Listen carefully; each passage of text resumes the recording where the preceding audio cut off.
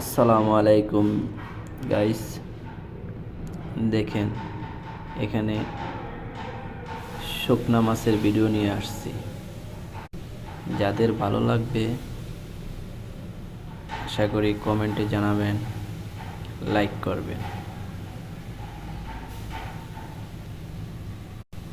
জানি না ভিডিওটা কেমন হয়েছে, তো শুকনা মাছের ভিডিও, শুটকি মাছের ভিডিও আমি নিয়ে আসলাম আপনারা দেখার জন্য।